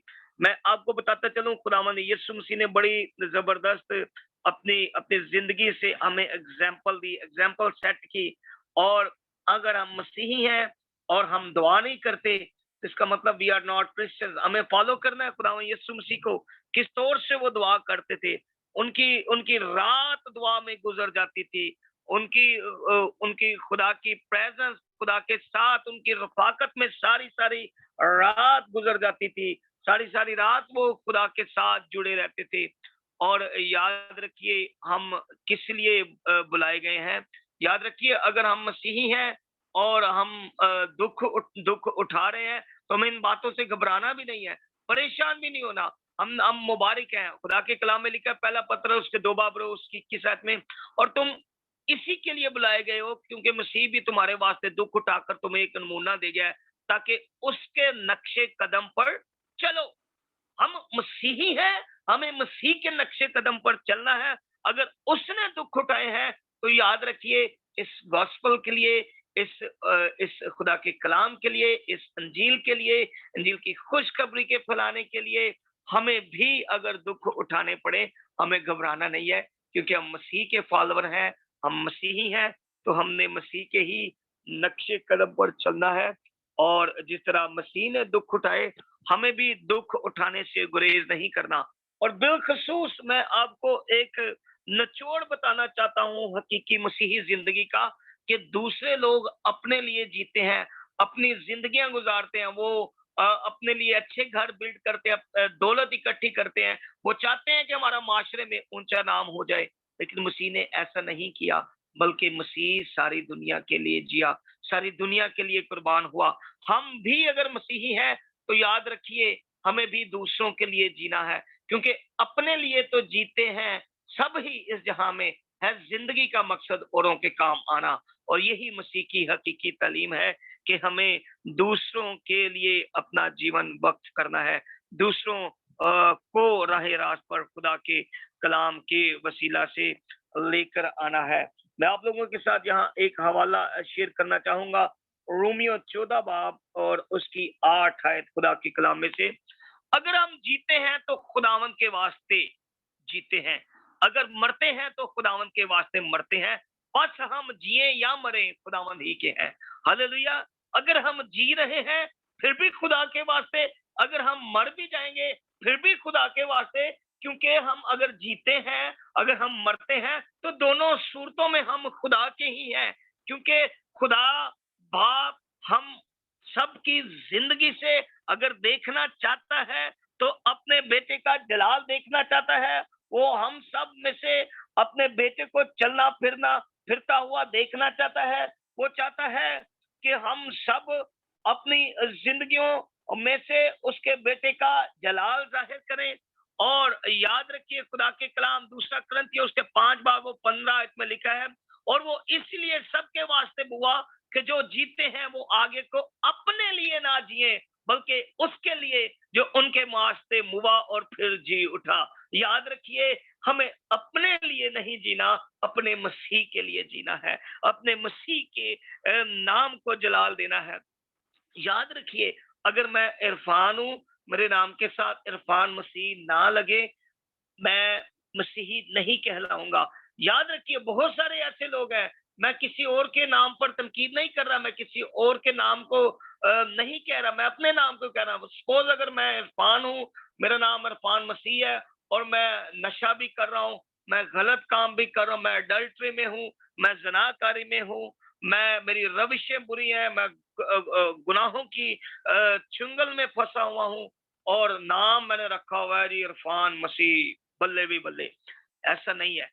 हम अपने किरदार से साबित करें कि हम वाकई ही मसीही हैं, हमारी जिंदगियों से वाकई ही मसीह का जलाल झलकता है या नहीं।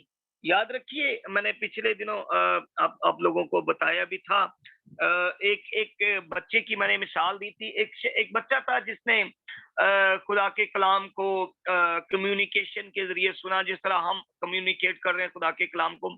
तो उस बच्चे के दिल पर खुदा के कलाम ने गहरी ज़रब लगाई और उसने खुदा यीशु मसीह को शख्सी निजात दहिंदा कबूल किया।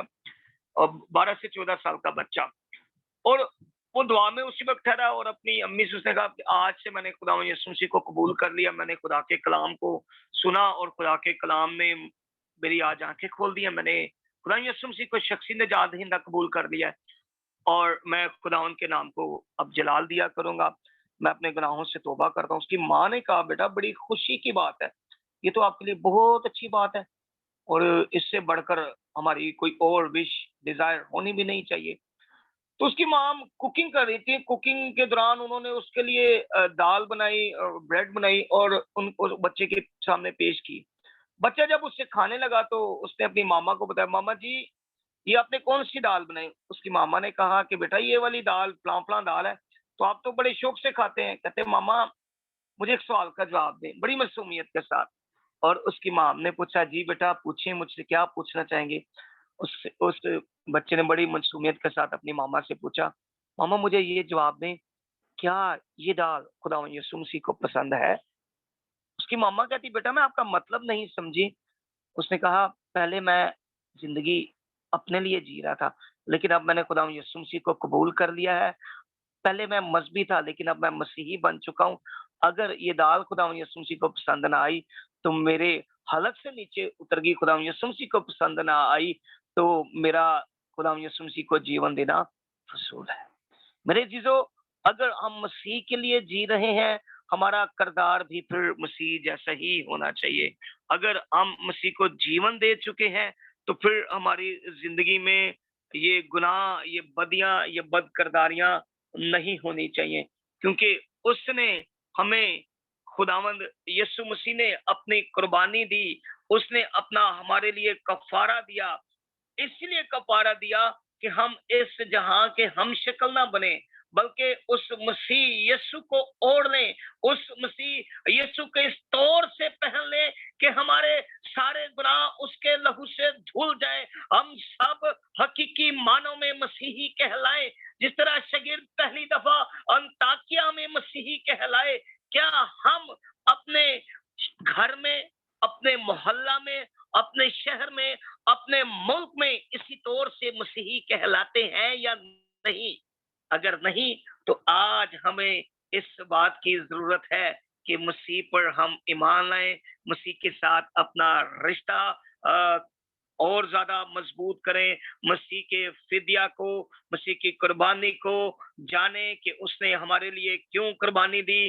वो नहीं चाहता कि हम गुनाहों में जिंदगी गुजारें, वो नहीं चाहता कि हम इसी तरह अजाब में पड़े, वो चाहता है कि हम उस पर ईमान लाएं ताकि हमेशा की जिंदगी के वारिस बने।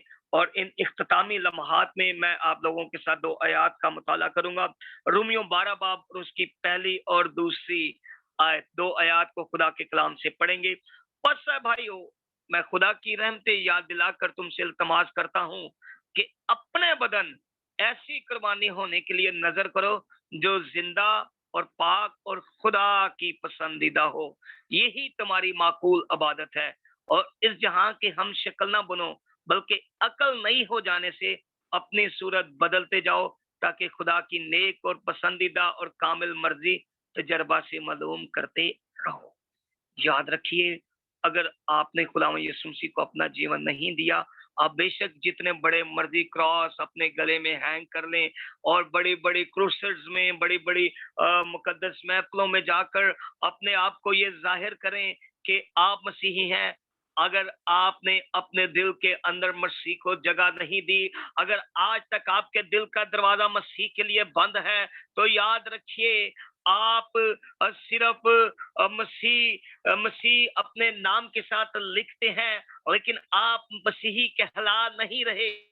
खुदा चाहता है कि हम मसीही कहलाएं, गैर इक़वाम में रहते हुए हमारा किरदार इस तौर से हो कि गैर इक़वाम दूर से कहें कि वो शख्स वाकया ही मसीही है। जिस तरह उसका मसीह पाक था, ये भी पाकीज़गी से जिंदगी गुजारता है। जिस तरह उसके मसीह में गुनाह नहीं था, ये शख्स भी वैसे ही जिंदगी गुजारता है। इसकी जिंदगी में भी गुनाह नहीं है, और गुनाह कबीरा, गुनाह सगीरा, किसी किस्म के गुनाह नहीं है।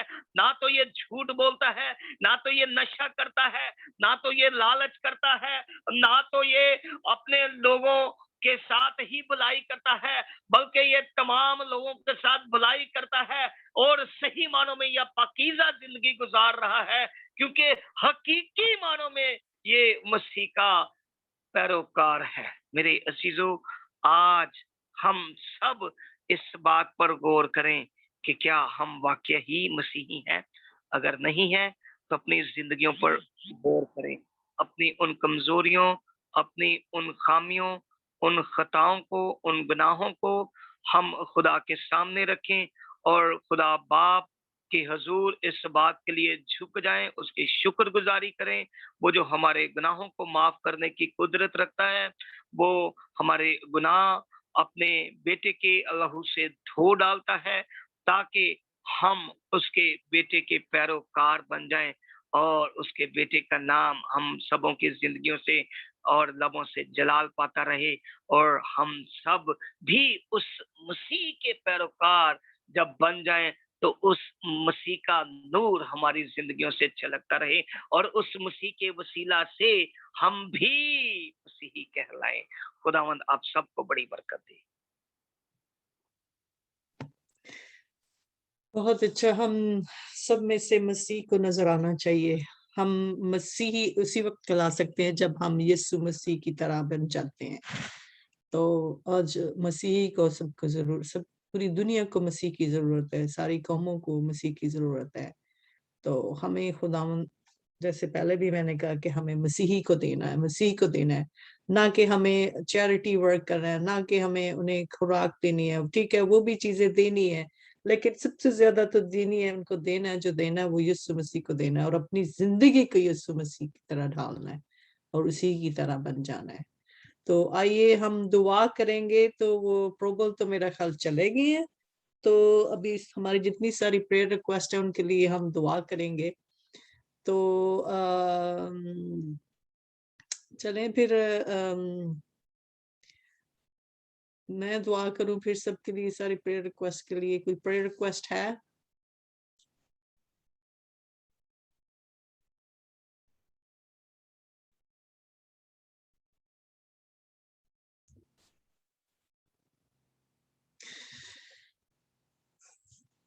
चले आइए हम अपने सरों को झुकाएं, हम खुदावंद की हुजूरी में आते जी, हैं। प्रेयर रिक्वेस्ट है, सॉरी मैं आपको बताना चाहता हूँ, बेटा मूसा, उसके लिए दुआ करें।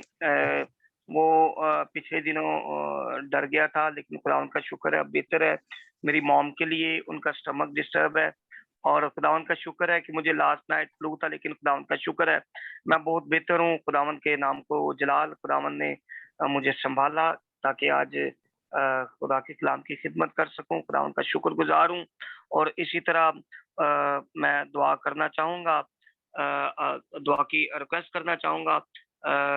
ऐसे हमारे बहुत सारे बहन भाई हैं, बहुत सारी ऐसी खवातीन हैं। बिलखसूस आज मैंने विजिट किया, अपनी एक बहन ही है कलीसिया की, भाई आरफ, जो मसीह में सो गए हैं, उनके घराना के लिए भी दुआ करें, और बहुत सारी ऐसी विडोज जो वुमेन है, ताकि खुदावंद उनकी तमाम जरूरियात ने आसमानी खजाने को खोलकर पूरा करें। चलिए हम इन सब प्रेयर रिक्वेस्ट के लिए दुआ करेंगे। Blessed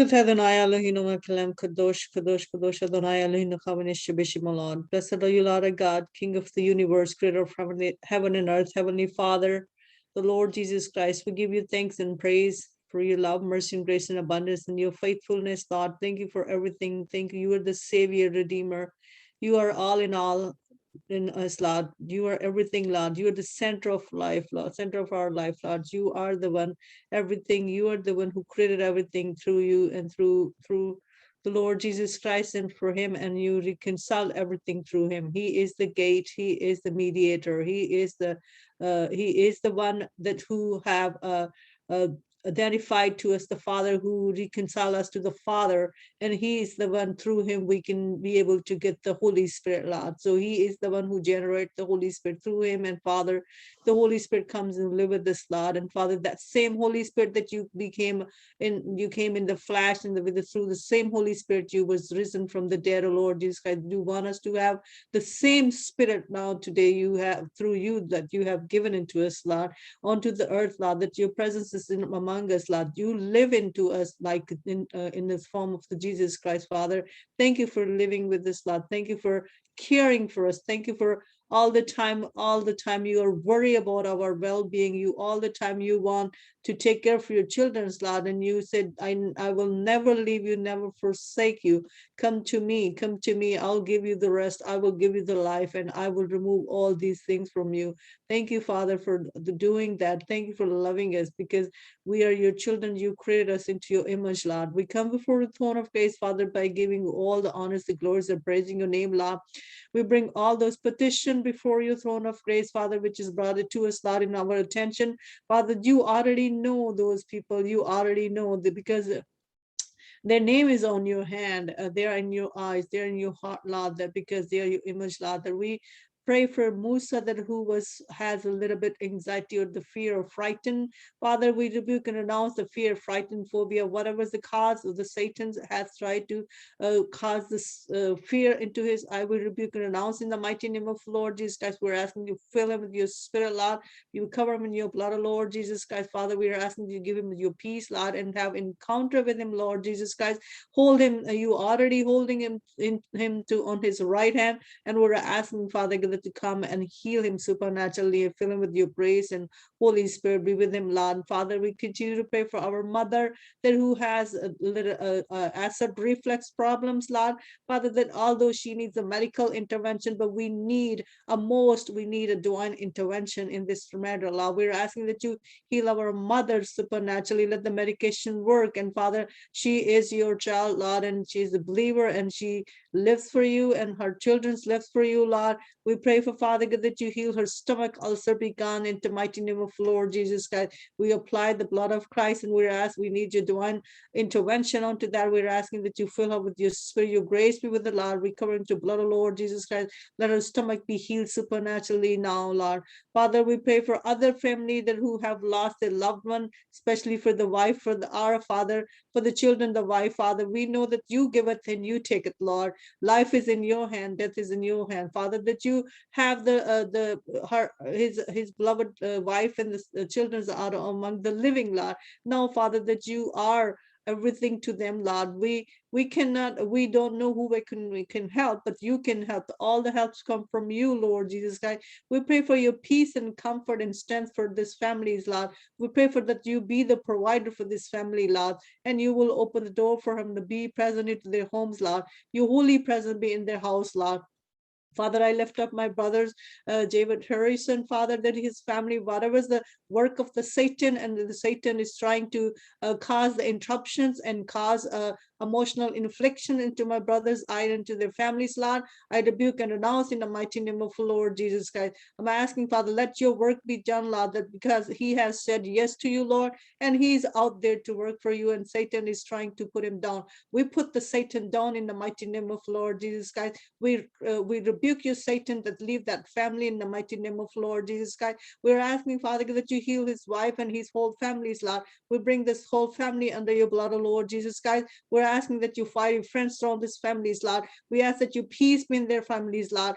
Give them your deep peace and heal his wife. And Father God, whatever the problem is because of the diabetes, we rebuke the diabetes, we rebuke the stroke residual in her life right now. We're asking, Father God, do the supernatural healing. We need your divine intervention. We know that the medical intervention of the temporary medication are temporary, but you give the 100. You are the 100 and pure. on the 100% medication without the side effect. Jesus Christ, we're asking, come and give your divine intervention. Cover them in your blood, oh Lord Jesus Christ. Rebuke the Satan and let the Satan gone. Your holy presence be among them. You bless his family, bless their relation, bless their hearts towards each other.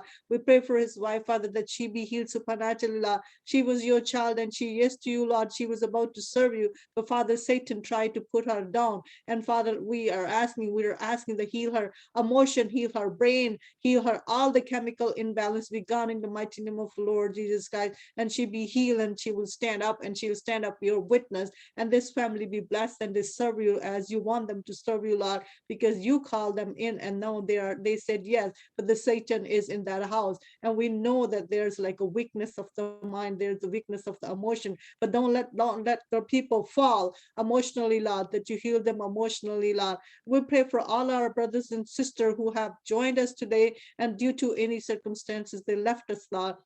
And people who are about to join us, and people who are not here, Lord, we bring them name by name into before your throne of grace. We cover them in the blood of Lord Jesus Christ. We're asking, Father, that your holy presence be with us, Lord. And Father, we pray for the blessing for all our participants, and we pray for your presence be in our homes, Lord. Where we go, you go before us. Bring us home safe and sound. Carry us in the wings, Lord. According to your promise, your angel will carry us on the wing, Lord, so we shall not fall and our feet touch the stone and get hurt, Lord. You are so worried about us. You always carry us on your wings, Lord, and your presence with us all the time, Lord. Your Holy Spirit be with us, Lord. Your grace be with us, Lord. We rebuke and renounce and all the Satan's weapons. We rebuke and renounce and burn all and trample our enemy's evil plan, their standing attack, their witchcraft, their black magic or sorcery or hexes or wuxes, whatever he is trying to cause emotional infliction, anxiety, fear, depression, everything we rebuke and renounce in the mighty name of Lord Jesus Christ.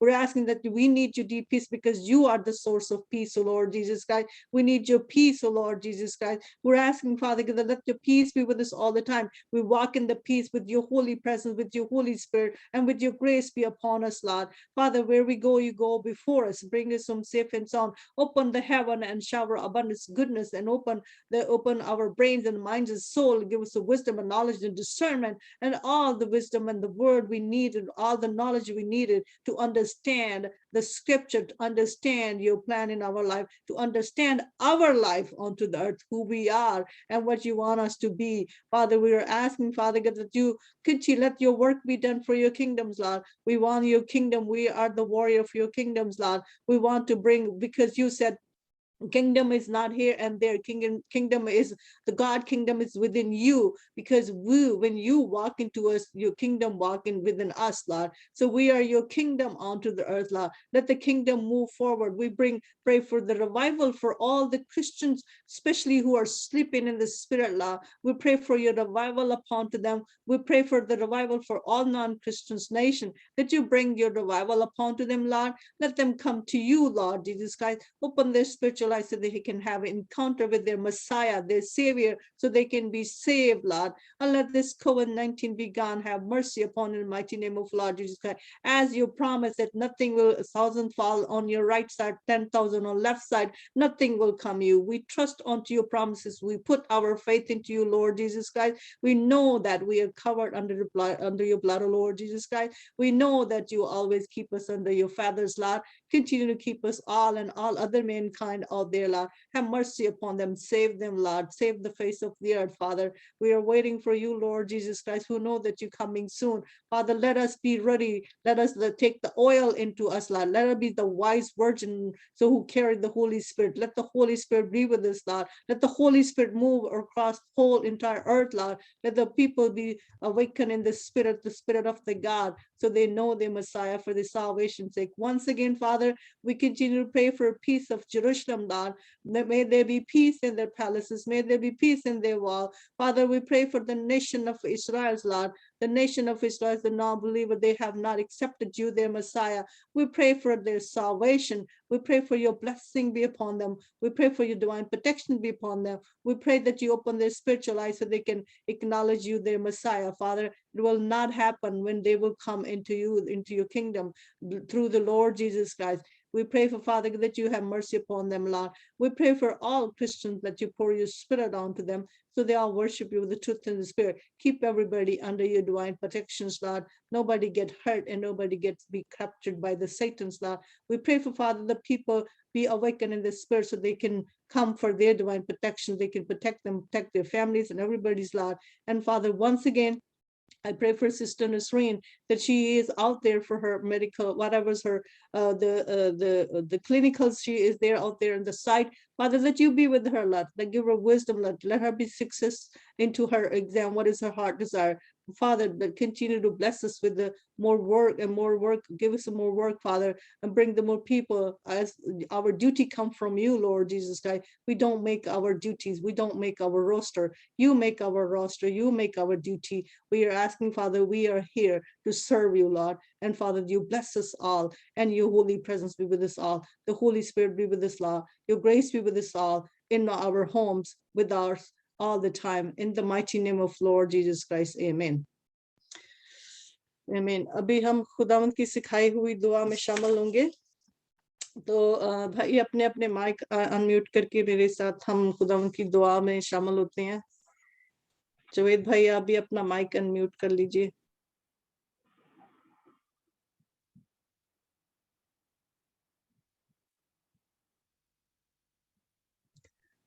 Javed भाई आप उधर हैं? अपना mic जो है ना on कर लें।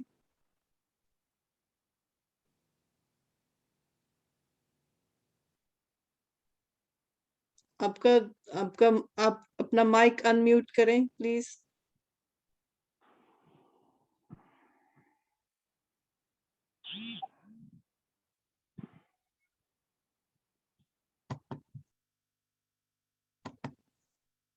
अच्छा मुझे लगता है आपके उधर अंधेरा हो गया। अच्छा चले हाँ आए हम भाई हम हमारे बाप कहेंगे। चले जी चलो शुरू करें। आए हमारे बाप, हम खुदावंद की सिखाई हुई दुआ में पढ़। आए हमारे बाप, हमारे बाप तो जो आसमान पर है, तेरा नाम पाक माना जाए, तेरी बादशाही आए, तेरी मर्जी जैसे आसमान पर होती है जमीन पर भी हो। हमारे रोज की रोटी आज हमें दे, जिस तुम अपने कसूरों को माफ करते हैं तू भी हमारे कसूर माफ कर। हमें आजमाइश में न पड़ने दे, बल्कि बुराई से बचा, क्योंकि बादशाही हमेशा तेरे ही है। आमीन आमीन आमीन। अब कलमा बरकत हम भाई जवेद आप कलमा बरकत अदा करेंगे? जी जी। चले आप कलमा बरकत अदा कीजिए। अब हमारे खुदा यीशु मसीह का फजल, खुदा बाप की मोहब्बत, पाक रूह की रफ़ाक़त और शराकत हम सबों के साथ, हम सारे तमाम घरानों के साथ हमेशा से हमेशा तक कायम और बाकी रहे। आमीन आमीन आमीन। बाप, the Father, the Son and the Holy Spirit name, amen। बाप, बेटे और उसके नाम में आमीन आमीन आमीन। खुदावंद में आप सबकी सलामती हो। तो कल आप सब लोग जी, तो कल जवेद भाई आप आज ही आइएगा, फिर आपने वर्शिप करनी है कल। ओके ओके ठीक है जी। Thank you okay. God bless you. चले मैं इसको अनम्यूट कर दूं।